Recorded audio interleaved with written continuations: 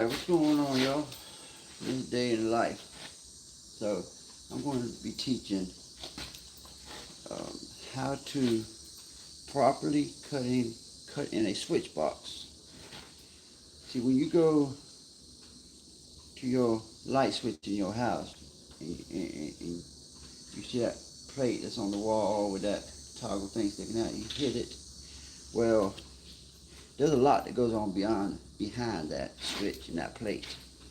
And this is what goes on behind there. See, if you don't hook the wires up just right, it is not going to work like you are expecting it to work. So, I'm going to show the ones that are interested in how to make that light switch work the way it is supposed to work and that you're accustomed for it to work. So how is everybody doing today? You know, it's been raining. The rain has stopped. Now, of course, it's just humid like always here in South Carolina. And I'm looking out, see the palm trees and, palmetto trees. You know, we are the palmetto state. Um, and I can see the humidity, the haze just floating in the air. And, it causes you to get wet like this. Alright, so first thing is your grounds. Alright, so by code, anything metal has to be grounded. So this is a commercial job, metal box, and you got to have a ground screw that is actually coated green. So that's for the inspector. Green screw does not make it ground no better than any color screw. So we have a wire called a whip coming off that green, which is a ground screw, into the back of the metal box. That comes out with a whip, which is this right here. That's your whip. It's called a whip. That ties in with your grounds.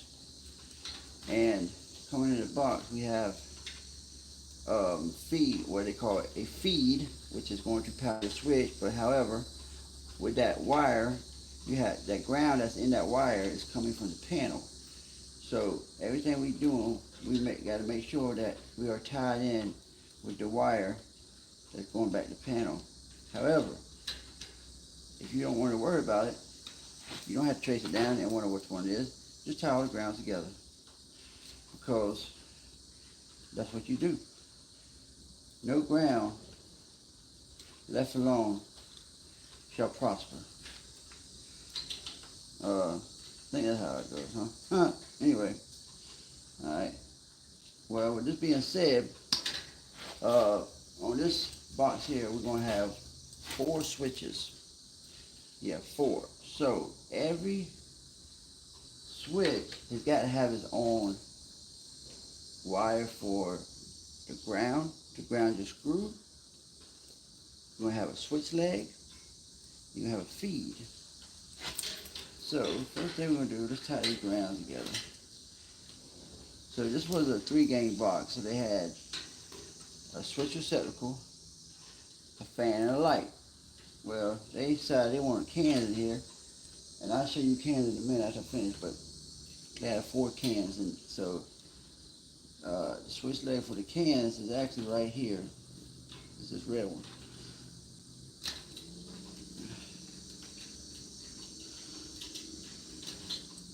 Yeah, so I think I'm nervous, y'all, because y'all are watching. Can y'all turn your head for me? Just for a minute, so I can start this? You know, I don't want to look like a rookie. You know, if your wires aren't just right, you would be called a rookie electrician. It don't matter if you've been doing it 20 years. If you cannot get these wires exactly right, twisted on there right, you're called a rookie. You might be a rookie for the rest of your life. And I don't want to be part of that. So, I'm asking y'all to turn your head, and then when I finish, you turn your head back. Just kidding. Just kidding. I wonder how many of y'all already turned your head.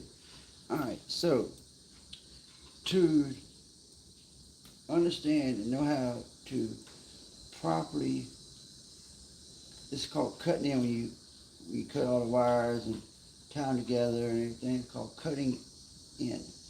So the proper way, in order to do this properly, you have to know how many wires go under certain wire nuts. So what we're doing is we're using the red wire nuts.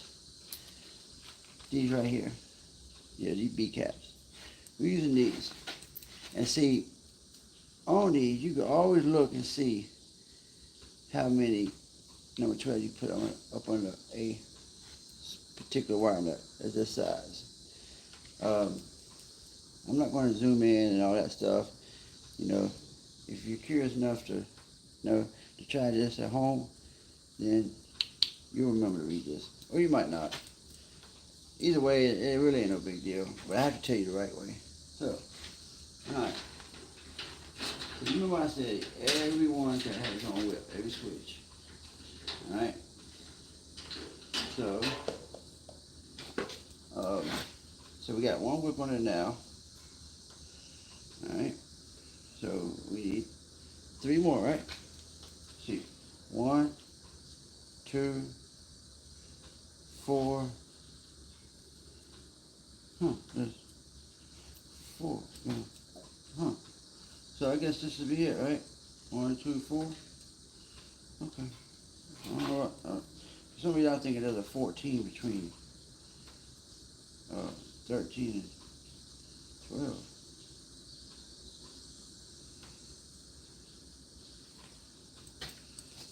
So, excuse me, y'all. I need to get one more whip, and we can get past the whole grounding session of this, because I think some of y'all are tired, and some of y'all haven't even turned back around yet from when I asked you to turn around, so y'all still at your backs to me, so turn back around and y'all face me, okay? There you go. Y'all have to excuse me, man. I act like a clown sometimes, but I intend good. So the number, so you probably wondering what's the number of wires. Well, the number of wires are 5. So that's 1, 2, 3, 4, 5. Well, see, still got whips to add on, so when I put a whip, go to the next one, that'd be 6. All right? I don't think that inspector is going to like me too much if I do that. So what I'm going to do is this. I'm going to take, let's see what wire I want to take. Let's take, let's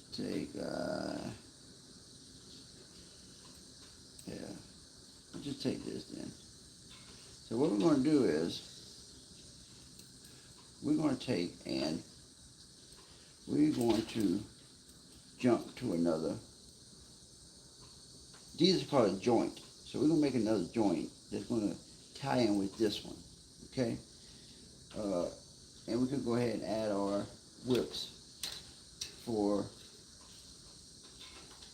our switches. Alright, so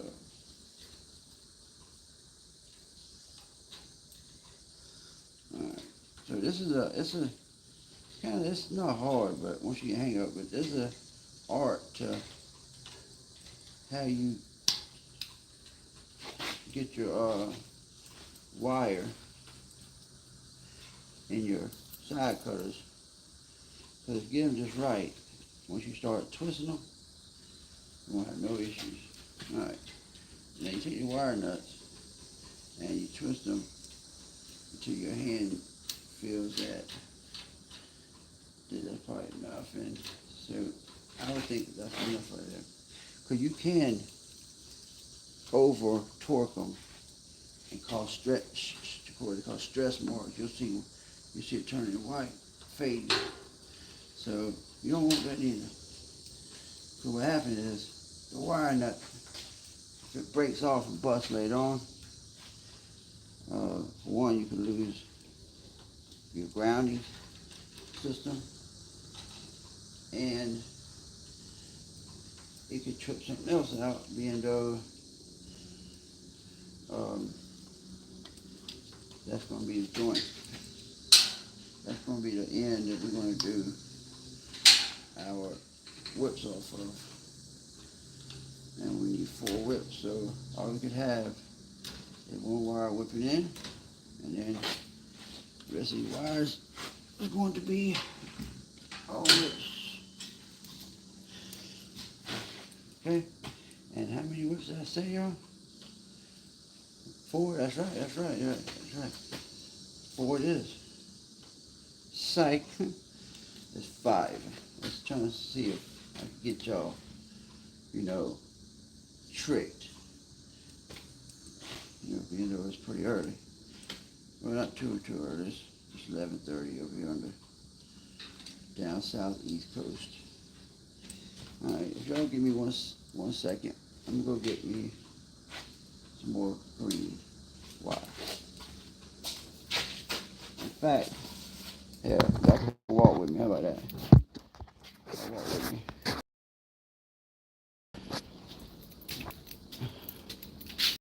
Hang up. You see that I'm about the only one that works on Saturday, or this particular Saturday anyway. So, because housekeeping is not done properly, we have pieces of wire that we could pick up and use. These particular guys here, that's actually a number 10, so that's a little too big. We don't want to use number 10. It will work. Actually, it is more than enough. More than enough wire, because you got, so this is number 12 right here. So you can see the difference in the size right here. See the difference in the size of the wire? See the difference? Like this, the number 10 is for like dryers. Hold on.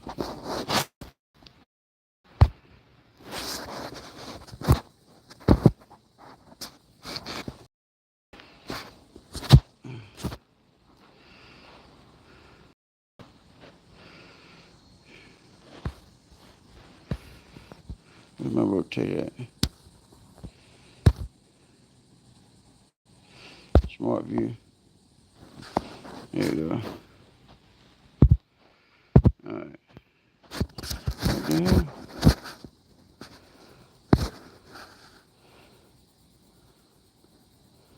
Where's my damn where it turns?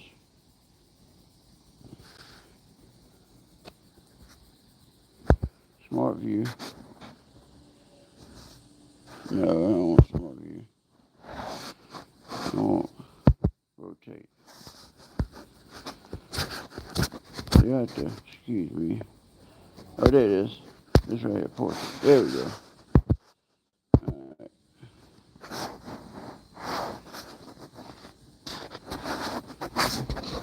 What does it say? Rotate. Huh. I don't know. But anyway, you can see the difference in the wire. See how wide it is? The dark green one's bigger. So that would make it, so when I told y'all that you could have 5 number 12s up on a wire nut, when you put a number 10, you're actually taking up more room, so you would lose some of that ability to put that amount of wires that I quoted to y'all under the wire nut, because the bigger wire you go, the less wires you can do. So all I got one there. So now what I'm gonna do is I'm going to strip this MC right here. All right, and I'm gonna get the wire out of here. Oh, actually I found one. See there? Huh? I'm pretty good. I don't need to do that. There's AD4 right there. Was one of y'all hiding this from me? I think y'all was. Y'all was hiding it from me. Just like my son does. Always want to hide stuff from his dad. Alright. So now, since we have 4, we're going to go ahead and finish this god awful, long lasting tutorial that I am giving to y'all. Blessed people today. Blessed to have me as a instructor or teacher. Lucky you, right? Alright, so we twist them together real tight. You cut them off. You cut them off, make sure the ends are real tight, snug. And then you're going to take one of these, what I call them? Yeah, wire nut, wire cap, whatever you desire to call it. Just whatever you do, don't call it collect though. Shout out to OG Giggity. He hit Birdman with that collect thing. And I've heard it before, but it's been a long time. You know, he went up that road in the '90s, so you know, saying he used to a dinosaur expressions, but OG Giggity is sure enough a real one. Shout out to him. Alright, so shout out to Kodak Black. Oh, I wasn't supposed to say that. I forgot. Boozy said don't, we can't, we're supposed to be mad at him because of him getting paid more for a verse than Boozy made selling records this whole year. Ah, damn it, I wasn't supposed to say that neither.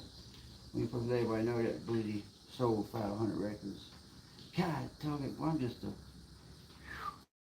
I gotta shut up, but Boozy ain't gonna like me. He ain't gonna like me, man. Alright, so that's the 4 ways. 1, 2, 3, 4. Alright, now, your neutrals with your white wire. Alright, so not always, but in this instance, yes, your white wire will be your neutrals. And always understand, you cannot have a light without a neutral. It ain't gonna work. So we are going to